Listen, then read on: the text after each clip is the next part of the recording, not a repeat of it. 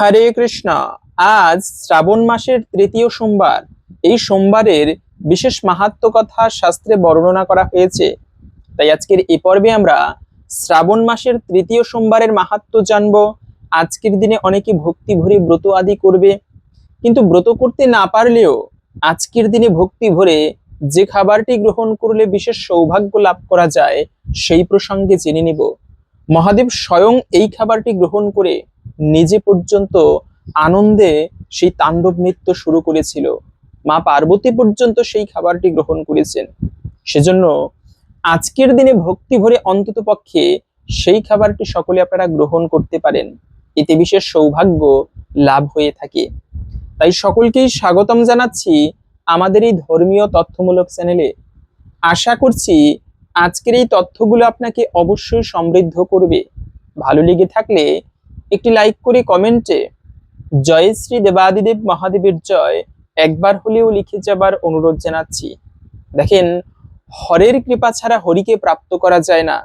একটা কথা আছে, হরিকে লাভ করতে হলে হরের কৃপা লাভ করতে হয়। হর মানে কি? স্বয়ংভূ। মহাদেব নিজে একবার মা পার্বতীকে বলেছে, হে দেবী, যদি কোনো ভক্ত, যেমন আমরা মন্দিরে গেলে ঘন্টা বাজাই 3 বার, তারপরে ভগবানকে প্রণাম করি, তো মহাদেব বললেন, যদি কোনো ভক্ত হর হর মহাদেব বলে আমাকে সম্বোধন করে, তবে আমি সেই ভক্তের কি উপকার করব তার জন্য তার কাছে ঋণী হয়ে থাকি। এজন্য হর হর মহাদেব বলা হয়। এটা মহাদেবের অত্যন্ত প্রিয়। তো সেই মহাদেব, তিনি হচ্ছে, তার কৃপা ছাড়া ভগবানের পর্যন্ত কৃপা লাভ করা যায় না। কেন? সমস্ত দেবতাদের আদিদেব হচ্ছে এই মহাদেব। সমস্ত দেবতার একদিন মৃত্যু হয়, এমনকি স্বয়ং মা পার্বতী পর্যন্ত দেহত্যাগ করে, কিন্তু মহাদেবের কখনো মৃত্যু হয় না। মহাদেবকে বলা হয় মৃত্যুঞ্জয়। তিনি মৃত্যুকে পর্যন্ত জয় করে নিয়েছে। কেন তাকে ভোলানাথ বলা হয়?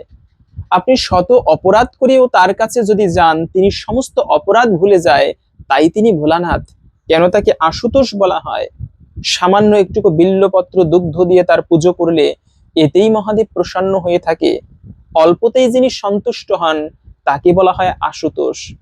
এই মহাদেব হচ্ছে সেই দেবতা যিনি অল্পতেই ভক্তকে কৃপা করে থাকে, ভক্তের সমস্ত অশুভ দূরীভূত হয়।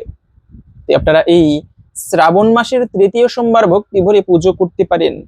কেন? হরের কৃপা ছাড়া হরির কৃপা লাভ হয় না। এই হর মহাদেব, এবং সেই মহাদেব হচ্ছে আদি গুরু, আর গুরু কৃপা ছাড়া ভগবান পর্যন্ত কৃপা করে না।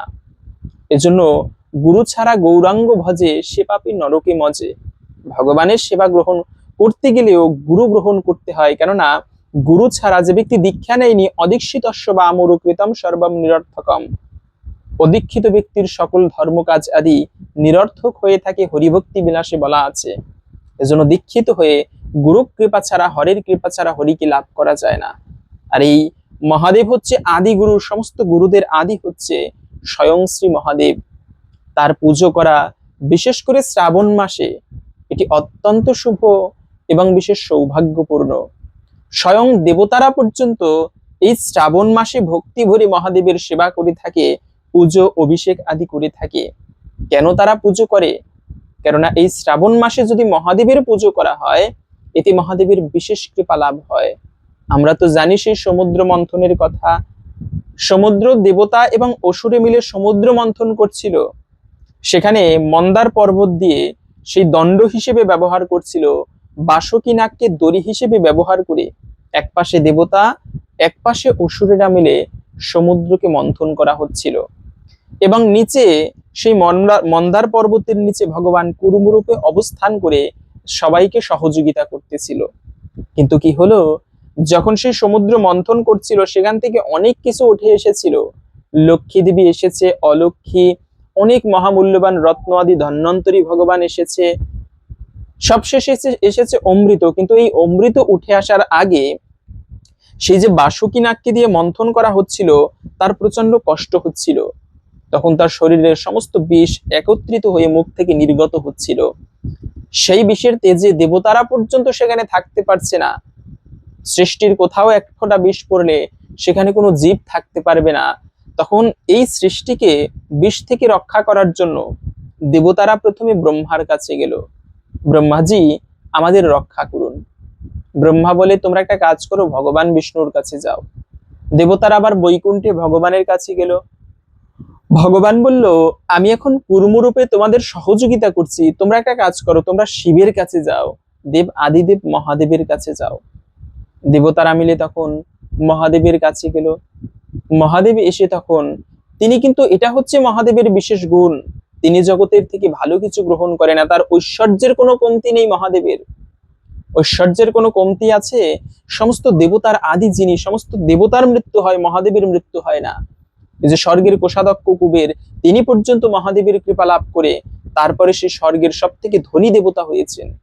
মহাদেবের কোনো ঐশ্বর্যের কমতি নেই, তথাপিও তিনি বৈরাগ্যের চরম পরাকাষ্ঠা। তিনি শ্মশান ঘাটে থাকে, তার মধ্যে কোনো অহংকার নেই। তিনি শরীরে সদ্য চিতার ভস্য মাখে, স্মরণ অলংকার হিসেবে কি পরে, সর্পকে তার সঙ্গী করে রেখেছে। পরনে বাঘের ছাল।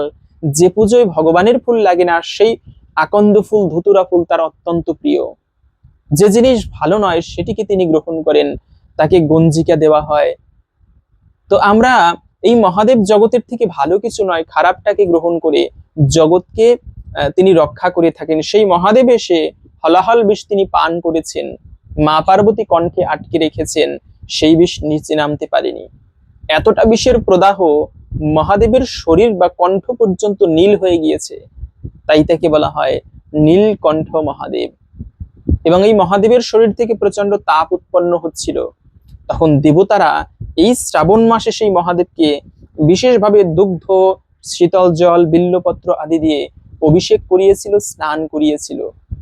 এজন্য আপনারা আজকের এই শুভ দিন, মহাপবিত্রতম একটি দিন, শ্রাবণ মাসের তৃতীয় সোমবারে ভক্তি ভরে বাড়িতে একটুকু আলাদাভাবে মহাদেবের বিশেষ পুজোর আয়োজন করতে পারেন। এটি অত্যন্ত শুভ এবং বিশেষ মঙ্গলজনক। মহাদেবের বিশেষ পুজো আদি করা, পাশাপাশি আজকের দিনে ব্রত করতে না পারলেও যারা ব্রত করবে সেটা তো সর্বোত্তম, সন্ধ্যাকাল পর্যন্ত একেবারে নির্জলা ব্রত করে, অথবা আপনি ফলমূল খেতে পারেন যদি অপারগ হন। সন্ধ্যাকালে মহাদেবের বিশেষ অভিষেক করে পঞ্চ অমৃত দিয়ে অভিষেক করাটা সর্বোত্তম। দধি, দুগ্ধ, ঘৃত, মধু এবং মিষ্টি জল বা চিনি জল, এই পঞ্চ অমৃত দিয়ে মহাদেবের অভিষেক করতে হয় শিবলিঙ্গের। তারপরে সেই প্রসাদাদি গ্রহণ করে ব্রতভঙ্গ করো। কিন্তু শিবকে নিবেদন করা যে দ্রব্য, সেগুলো কিন্তু গ্রহণ করা যাবে না। শিবকে নিবেদিত কোনো বিষয় গ্রহণ করতে নেই, এতে কিন্তু মা পার্বতীর একটা অভিশাপ আছে। শিবলিঙ্গে কোনো ভোগ দিলেও সেটি কিন্তু গ্রহণ করতে নেই, খেতে নেই। শিবের তারপরে যে অভিষেক করা চরণামৃতও গ্রহণ করতে নেই, এটা কিন্তু বিশেষ অপরাধ হয়, মা পার্বতীর অভিশাপ আছে। তো যাই হোক, এজন্য শিবলিঙ্গে নিবেদন করা কোনো বিষয় গ্রহণ করতে নেই। তো এভাবে করে আপনারা ব্রত আদি করবেন। যদি ব্রত করতে নাও পারেন, অন্ততপক্ষে প্রত্যেকের নিরামিষ খাবার গ্রহণ করতে হয়। পাশাপাশি মহাদেবকে বলা হয় বৈষ্ণবানাম যথাশম্ভু, বৈষ্ণবদের মধ্যে প্রধান হচ্ছে স্বয়ং শিব। তাই সেই ভক্ত সেবা দেওয়া এই সোমবারে এটি অত্যন্ত শুভ। সারিয়া বৈষ্ণব সেবা নিস্তার পায়াছে কেবা, বৈষ্ণব সেবা ছেড়ে ভগবানের কৃপা লাভ হয় না। এর জন্য বাড়িতে আপনারা মহাদেব জ্ঞানে ভক্তদের, বৈষ্ণব জ্ঞানে ভক্তদেরকে নিমন্ত্রণ করে তাদেরকে বিশেষভাবে সেবা দিতে পারেন, এটিও অত্যন্ত মঙ্গলজনক এবং সৌভাগ্যপূর্ণ। পাশাপাশি এই সোমবার দিনে আপনারা যদি বাড়িতে কোনো ভিখারি বা কোনো অতিথি আসে, তাদেরকে খালি মুখে ফিরিয়ে দেওয়া উচিত নয়, এটি কিন্তু অশুভ এবং অমঙ্গলের। এই সোমবার দিনে কোনো ব্রাহ্মণও যদি বাড়িতে আসে, এটি অত্যন্ত সৌভাগ্যের লক্ষণ। কেন? অনেক সময় মহাদেব ভিখারি বেশে, ব্রাহ্মণ বেশে পরীক্ষা করতে যায় ভক্তের বাড়িতে। এজন্য প্রত্যেকের ব্রাহ্মণ, বৈষ্ণব, গুরু সেবা, দরিদ্র ব্যক্তিদের সেবা করা উচিত। এটি সব থেকে বিশেষ মঙ্গলের এবং বিশেষ পুণ্যময়। তো যাই হোক, এখন আসুন আমরা ধৈর্য ধরে জেনে নেই এই শ্রাবণ মাসের তৃতীয় সোমবারের বিশেষ ব্রত মাহাত্ম্য কথা। এই দিনে ব্রত কেন করব, কি ফল লাভ হয় এতে, এবং এরপরে ভিডিওর মূল প্রসঙ্গ, এই দিনে কোন খাবারটি গ্রহণ করার মাধ্যমে বিশেষ কৃপা লাভ করা যায়, মহাদেব কেন সেই খাবারটি গ্রহণ করেছিল। তো আসুন কিছুক্ষণ সময় ধৈর্য ধরে এখন সেই প্রসঙ্গে জেনে নিচ্ছি। কেননা শ্রবণম মঙ্গলম, এর ফলে অনেকাংশেই একটুকু হলেও আশা করি এই ব্রতের বিশেষ ফল প্রাপ্ত হওয়া যায়। শ্রাবণ মাসকে শিবের অতি প্রিয় মাস বলা হয়।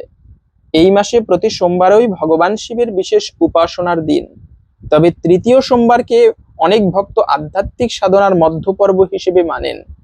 প্রথম সোমবারে ভক্তের সংকল্প, দ্বিতীয় সোমবারে ভক্তির দৃঢ়তা এবং তৃতীয় সোমবারে শিব কৃপা লাভের আরো সুগম পথ হয়, এমন বিশ্বাস বহু অঞ্চলে প্রচলিত।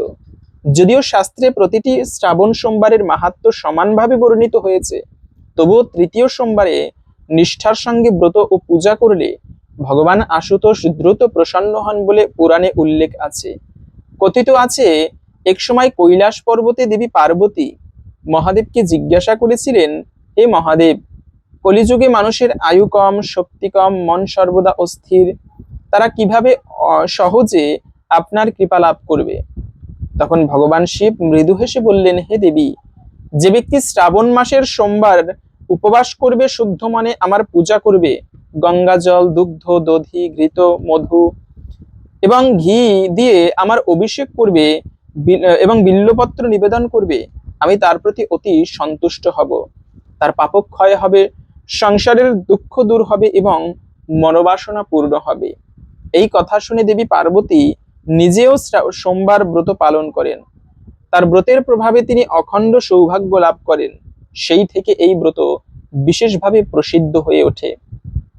অনেককাল আগের কথা, এক দরিদ্র ব্রাহ্মণ তার স্ত্রীর একটি ছোট গ্রামে বাস করত।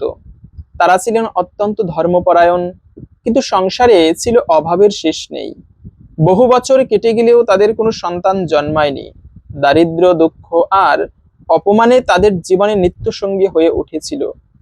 একদিন এক বৃদ্ধ সাধু তাদের বাড়িতে ভিক্ষা চাইতে এলেন।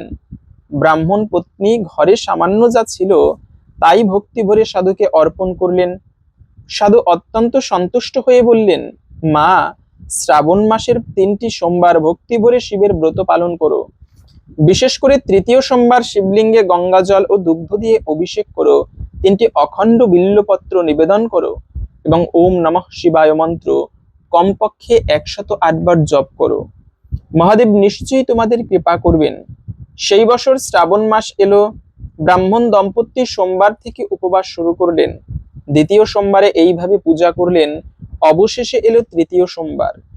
সেদিন ভোরে স্নান করে তারা শিব মন্দিরে গেলেন। সঙ্গে ছিল সামান্য গঙ্গা জল, কিছু দুধ আর কয়েকটি বেলপাতা। ধনসম্পদ না থাকলেও তাদের ভক্তির অভাব ছিল না। তারা আন্তরিকভাবে মহাদেবের পূজা করলেন এবং কাঁদতে কাঁদতে বললেন, হে আশুতোষ, আমাদের ধন চাই না, শুধু আপনার কৃপা চাই। মহাদেব তাদের ভক্তিতে অত্যন্ত সন্তুষ্ট হলেন। সেই রাতেই ব্রাহ্মণ স্বপ্নে দেখলেন, এক জ্যোতির্ময় পুরুষ বলেছেন, তোমাদের দুঃখের দিন শেষ হয়েছে, তোমাদের ঘরে সুখ সমৃদ্ধি ও সন্তানের আগমন হবে। কিছুদিনের মধ্যেই অলৌকিকভাবে তাদের সংসারের অভাব দূর হতে লাগলো। ব্রাহ্মণ সম্মানের সঙ্গে জীবিকা অর্জন করলেন এবং কিছুদিন পর তাদের ঘরে এক পুত্র সন্তানের জন্ম হলো। সেই সন্তান বড় হয়ে বিদ্বান এবং শিবভক্ত হিসেবে প্রসিদ্ধ হয়। এই ঘটনার পর গ্রামের বহু মানুষ শ্রাবণ সোমবারে ব্রত শুরু করলেন। সকলেই মহাদেবের কৃপায় নানা বাধা থেকে মুক্তি লাভ করলেন। সোমবার কি কি করা উচিত? ব্রহ্ম মুহূর্তে ঘুম থেকে উঠে স্নান করতে হয়, পরিষ্কার বস্ত্র পরে শিবের ধ্যান করতে হয়, ওম নমঃ শিবায় মন্ত্র জপ করা উচিত। শিবলিঙ্গে গঙ্গা জল, দুগ্ধ, দধি, মধু, ঘি ও চিনি দিয়ে অভিষেক করতে হয়। 3 ও 5টি অখণ্ড বিল্বপত্র নিবেদন করতে হয়। ধুতুরা, আকন্দ, সাদা ফুল ও ফল নিবেদন করা উচিত। সন্ধ্যায় শিব চালিসা, শিবমহিমা স্তোত্র এবং রুদ্রাক্ষায় পাঠ করলে বিশেষ ফল পাওয়া যায়। ব্রাহ্মণ ও দরিদ্র ব্যক্তিকে অন্ন ও বস্ত্র দান করলে ব্রতের পূর্ণতা আসে। এই ব্রত লাভে কি কি ফল প্রাপ্ত হওয়া যায়? মহাদেব দ্রুত প্রসন্ন হন, পাপক্ষয় হয়, সংসারে অশান্তি দূর হয়, দাম্পত্য জীবন সুখের হয়, সন্তান লাভের কামনা পূর্ণ হয়ে থাকে মহাদেবের কৃপায়, রোগ ব্যাধি ও মানসিক কষ্ট হ্রাস পায়, কর্মজীবন ও ব্যবসায় উন্নতির পথ খুলে যায়, ভক্তের মনে ভগবানের প্রতি অটল বিশ্বাস জন্মায়। শ্রাবণ মাসের তৃতীয় সোমবার কেবল একটি উপবাসের দিন নয়, এটি আত্মশুদ্ধি এবং শিবতত্ত্ব উপলব্ধির একটি পবিত্র সুযোগ। ভগবান শিব বাহ্যিক আড়ম্বরের চেয়ে আন্তরিক ভক্তিকেই বেশি মূল্য দেন। তাই অল্প উপকরণ দিয়েও যদি নিষ্ঠা, বিশ্বাস ও পবিত্র মনে শিবের উপবাস করা যায়, তবে আশুতোষ মহাদেব অবশ্যই কৃপা বর্ষণ করবেন। শ্রাবণের তৃতীয় সোমবার ভক্তি ভরে ব্রত পালন করলে জীবনের বাধা বিপত্তি দূর হয়, পরিবারের শান্তি প্রতিষ্ঠিত হয় এবং ভক্ত হিসেবে শিবের বিশেষ আশীর্বাদ লাভ হয়। ওম নমঃ শিবায়। তো এই ছিল মূলত শ্রাবণের তৃতীয় সোমবারের মাহাত্ম্য কথা। আশা করি বুঝতে পেরেছেন এই দিনে ভক্তি ভরে ব্রত করলে, শিবের পুজো আদি করলে আমরা কি ফল প্রাপ্ত হতে পারি। এজন্য আপনি ব্রত করতে না পারলেও অন্ততপক্ষে নিরামিষ খাবার গ্রহণ করতে হয়। এবং কোন খাবারটি গ্রহণ করলে বিশেষ সৌভাগ্য লাভ করা যায়, মূলত তা হচ্ছে ভগবানের প্রসাদ। কেন, এই যে এই দিনে কিন্তু শিবের প্রসাদ, শিবকে সরাসরি নিবেদন করে কোনো খাবার গ্রহণ করতে নেই, শিবলিঙ্গে বিশেষ করে। তাহলে কিভাবে নিবেদন করা যায়? প্রথমত সেই ভোগ ভগবানকে নিবেদন করতে হয়, সেই মহাপ্রসাদ শিবকে নিবেদন করে গ্রহণ করা যায়। কেন, এর পেছনে সুন্দর একটি কাহিনী আছে। যে নারদ মুনি, তখন কিন্তু ভগবানের প্রসাদ ছিল না প্রচলন জগতে। নারদ মুনি তখন প্রতিদিন বৈকুণ্ঠে যেত, মা লক্ষ্মীর কাছে বায়না করত, মা আমি একটুকু ভগবানের প্রসাদ পাবো। তো ভগবান বিষ্ণু মা লক্ষ্মীকে কড়াভাবে নিষেধ করেছে, আমার উচ্ছিষ্ট প্রসাদ কাউকে দিবে না, তুমি খাবে। তো মা লক্ষ্মী গ্রহণ করতো, কিন্তু নারদকে কোনোদিন দিত না। তো এত নারদ আসে, মা লক্ষ্মীর একদিন দয়া হলো, লক্ষ্মী দেবী ভগবানের অবশিষ্ট প্রসাদ নারদকে দিল। নারদ মুনি সেই ভগবানের দিব্য প্রসাদ গ্রহণ করে তার রূপ মনে হচ্ছে যেন সূর্যের মতো তেজ, রূপ পরিবর্তন হয়ে গিয়েছে। তার এত আনন্দ, পাগলের মতন নারায়ণ গান করতে করতে আনন্দ ভাবে সেই কৈলাস পর্বতের উপর দিয়ে যাচ্ছিল। শিব বসেছিল ধ্যানে, তার ধ্যান ভেঙে গেল। কি হয়েছে, নারদকে তো এতদিন এরকম কোনোদিন দেখিনি, এত আনন্দ, তার দেহ থেকে এত উজ্জ্বল আলো বেরোচ্ছে, কি হলো নারদের? নারদকে ডেকে জিজ্ঞাসা করলো, আজকে তোমার কি হলো, কেন এত আনন্দ? বলে, প্রভু আমি ভগবানের প্রসাদ পেয়েছি। আচ্ছা তাই, আমার জন্য একটু এনেছো? মানে না, তো আনতে পারিনি। শিব দেখতে পেল নারদের হাতে ভগবানের উচ্ছিষ্ট প্রসাদ লেগে আছে। শিব তাড়াতাড়ি চেটেপুটে খেয়ে নিল। এই প্রসাদ পেয়ে শিবেরও এত আনন্দ হচ্ছে, তাণ্ডব নৃত্য শুরু করলো, পৃথিবী কম্পিত হচ্ছে। নারদ নৃত্য করে, শিব নৃত্য করে, তাদের আনন্দের শেষ নেই। মা পার্বতী চিন্তা করে, কি হলো আজকে প্রভুর, এমন কেন আনন্দে নৃত্য করছে? জিজ্ঞাসা করলো, কেন মানে এমন ভাবে নৃত্য করছো? বলে, আজকে আমরা ভগবানের প্রসাদ পেয়েছি, এত আনন্দ তাই। আচ্ছা তাই বুঝি, আমার জন্য রেখেছো? মানে না দেবী, তোমার জন্য তো রাখা হয়নি। এইবারে মা পার্বতী, যে আমি শুধু একা নয়, এই প্রসাদ সবাই যেন গ্রহণ করতে পারে, ভগবানের কঠোর তপস্যা শুরু করলো। অনেক কাল তপস্যার পরে ভগবান বিষ্ণু এসে বলল, কি বর চাও? বলে, প্রভু তোমার প্রসাদ শুধু আমি একা নয়, জগতের প্রত্যেকটা সন্তানেরা যেন তোমার প্রসাদ গ্রহণ করতে পারে। বলে, ঠিক আছে, কলিযুগে যখন আমি নীলাচলে পরিধামে অবস্থান করব, সেই আমার প্রসাদ তখন আমাকে ভোগ দেওয়া হবে বিশেষভাবে, এবং সেই প্রসাদ যেই গ্রহণ করবে তিনি আমার কৃপা লাভ করবে। এজন্য ভগবানের প্রসাদ, এর থেকে শ্রেষ্ঠ কোনো খাবার নেই। মহাদেব পর্যন্ত যা গ্রহণ করে আনন্দিত হয়েছেন, সেই প্রসাদ আজকের দিনে প্রত্যেকের আমাদের গ্রহণ করা উচিত। তো ভিডিওটি যদি ভালো লেগে থাকে, একটি লাইক করে কমেন্টে জয় শ্রী দেবাদিদেব মহাদেবের জয় একবার হলেও লিখে যাবার অনুরোধ জানাচ্ছি। দেবাদিদেব মহাদেবের কৃপায় আমাদের সকলের জীবনে মঙ্গল হোক, এই কামনা করে আজকের ভিডিওটি এখানে সমাপ্ত করছি। হরে কৃষ্ণ।